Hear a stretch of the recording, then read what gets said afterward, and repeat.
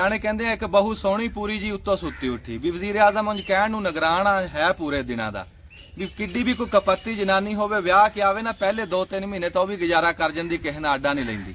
ਲੈ ਇਹ ਕੱਲ ਆਇਆ ਤੇ ਅੱਜ ਸਾਡੇ ਨਾਲ ਆਡਾ ਵੀ ਲੈ ਲਿਆ, 17-18 ਰੁਪਏ ਪੈਟਰੋਲ ਹੀ ਵਧਾਤਾ। ਇਹਨੂੰ ਕਹੀਏ ਨਾ ਵੀ ਹਸਪਤਾਲ ਠੀਕ ਕਰ ਦੇ, ਕਹੂਗਾ ਜੀ ਮੈਂ ਤਾਂ 3-4 ਮਹੀਨੇ ਵਾਸਤੇ ਆਇਆ, ਮੈਂ ਕਿਦਾਂ ਠੀਕ ਕਰ ਦਵਾਂ। ਫੌਜੀ ਵੱਧ ਭਰਤੀ ਹੁੰਦੇ ਆ, ਪਹਿਲੇ 4 ਮਹੀਨੇ ਉਹਨਾਂ ਨੂੰ ਨਸਾਈ ਭਜਾਈ ਰੱਖਦੇ, ਅਗਲੇ ਬੰਦੂਕ ਨਹੀਂ ਦਿੰਦੇ ਵੀ ਅਣਜਾਣ ਆ ਕਿਤੇ ਚਲਾ ਨਾ ਦੇਣ। ਇਹ ਕੱਲ ਆਇਆ, ਇਹਨੂੰ ਆਂਦੇ ਨੂੰ ਬੰਦੂਕ ਫੜਾਈ ਤੇ ਸਿੱਧੀ ਵੀ ਸਾਡੇ ਵੱਲ ਨੂੰ ਕਰਤੀ। ਤਾਂ ਕਰੇ ਇਹਨੂੰ ਕੋਈ ਹੱਥ ਸਿੱਧੇ ਹੋ ਜਾਣੇ ਤੇ ਇਹਨੂੰ ਚਲਾਣਾ ਆ ਜਾਵੇ ਮੁਲਕ। ਜਿੱਦਾਂ ਕੋਈ ਰਿਸ਼ਤਾ ਦੇਖਣ ਗਏ ਤੇ ਉਹਨਾਂ ਨੇ ਕਿਹਾ ਵੀ ਮੁੰਡਾ ਕੀ ਕਰਦਾ, ਆਖੇ ਮੁੰਡਾ ਆਖੇ ਜੰਗੀ ਜਹਾਜ਼ ਉਡਾਉਂਦਾ ਤੇ ਕੱਲ ਨੂੰ ਆਖੇ ਉੱਥੇ ਨਮਾਇਸ਼ ਆ, ਉੱਥੇ ਆ ਜਾਓ ਨਾਲੇ ਤੁਹਾਨੂੰ ਮੁੰਡਾ ਦਿਖਾਵਾਂਗੇ। ਉਹ ਕਹਿੰਦੇ ਠੀਕ ਆ, ਉੱਥੇ ਚਲੇ ਗਏ। ਮੁੰਡਾ ਹੁਣ ਜਹਾਜ਼ ਡਾਈ ਫਿਰੇ, ਕਦੀ ਤਾਂ ਨੂੰ ਲੈ ਜਾਵੇ, ਕਦੀ ਹੇਠਾਂ ਲੈ ਜਾਵੇ, ਕਦੀ ਪੁੱਠਾ ਕਰ ਦੇਵੇ, ਕਦੀ ਸਿੱਧਾ ਤੇ ਘਮਾਈ ਫਿਰੇ ਤੇ ਫਿਰ ਹੇਠਾਂ ਲਾ ਕੇ ਤੇ ਬੜਾ ਚੌੜਾ ਹੋ ਕੇ ਆਪਣੀ ਹੋਣ ਵਾਲੀ ਸੱਸ ਕੋ ਆਇਆ, ਪਿਆਰ ਲਿਆ। ਉਹਨੇ ਪਿਆਰ ਦਿੱਤਾ, ਨਾਲੇ ਕਹਿੰਦੀ ਪੁੱਤ ਹਿੰਮਤ ਨਾ ਹਾਰੀ, ਲੱਗਾ ਰਹੀ ਵੀ ਕਦੀ ਤਾਂ ਸਿੱਧਾ ਡਾ ਹੀ ਲਏਂਗਾ।